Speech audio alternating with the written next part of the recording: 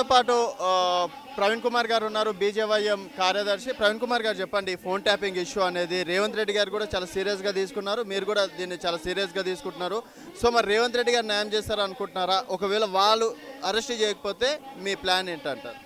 ఈరోజు గత ప్రభుత్వంలో ఉన్నప్పుడు రేవంత్ రెడ్డి ప్రధాన ప్రతిపక్ష నేతగా ఉన్నప్పుడు ప్రధాన నిందితుడు కూడా రేవంత్ రెడ్డి.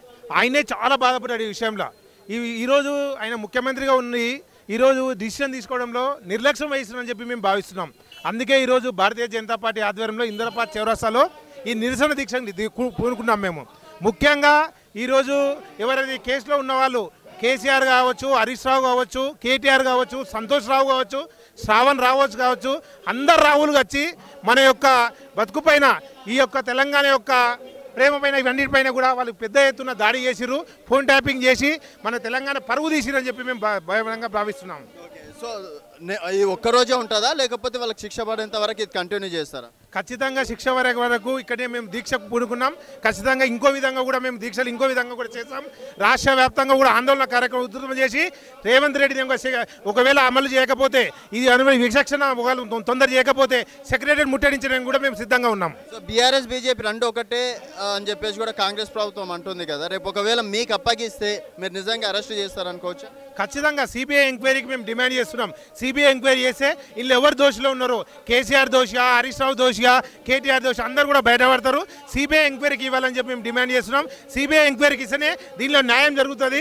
ఈరోజు ఎందుకంటే రేవంత్ రెడ్డి నిందితుడే, రఘునందరావు నిందితుడే, వీళ్ళందరూ కూడా బాధితులే. కాబట్టి ఖచ్చితంగా ఇది ఇస్తే మాత్రం ఖచ్చితంగా సిబిఐ ఎంక్వైరీకి ఇవ్వాలని చెప్పి కోరుకుంటున్నాం. సోనియా గాంధీని చీఫ్ గెస్ట్గా పిలవడాన్ని మీరు ఏ విధంగా చూస్తున్నారు?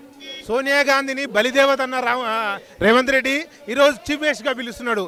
ఈరోజు వాళ్ళ కాంగ్రెస్ ఇన్ఛార్జ్ను క్యాబినెట్ మీటింగ్లో కూర్చోబెడుతున్నాడు. ఇదంతా దేనికి ప్రతీకారం? ఇది సోనియా గాంధీ వచ్చి ఈ తెలంగాణలో 1200 మంది విద్యార్థులు చనిపోతే ఈరోజు తెలంగాణ ఏర్పడ్డది. ఆమె వచ్చి ఏం సందేశం ఇస్తుంది రేపు పొద్దున? ఇక్కడ ఈరోజు ఖచ్చితంగా భారతీయ జనతా పార్టీ వ్యతిరేకిస్తుంది. ఈరోజు తెలంగాణ ఉద్యమం చేసిన ఉద్యమ వీరులను పిలవండి, ఉద్యమ వీరుల తల్లిదండ్రులను పిలవండి, కానీ సోనియా గాంధీని పిలిచి ఈరోజు తెలంగాణ పరువు తీయదని చెప్పి గంటాపరంగా చెప్తున్నాం. సో రేపు ఎంపీ ఎన్నికల్లో భారతీయ జనతా పార్టీ రిజల్ట్ ఏ విధంగా ఉండబోతుంది? రేపు జరగబోయే ఎంపీ ఎలక్షన్లో 10 స్థానాలకు పైగా భారతీయ జనతా పార్టీ అధికారంలోకి రాబోతుంది. ఖచ్చితంగా 10 నుంచి 12 స్థానాల్లో మేము విజయడంగా మోయించి మొత్తం దేశవ్యాప్తంగా 380 నుంచి 400 సీట్లు రాబోతున్నాయి. పక్కా డౌటే లేదు. మరి ఫోన్ ట్యాపింగ్ విషయంలో ఇటు కేసీఆర్ని, కేటీఆర్ని అరెస్ట్ చేయాలని భారతీయ జనతా పార్టీ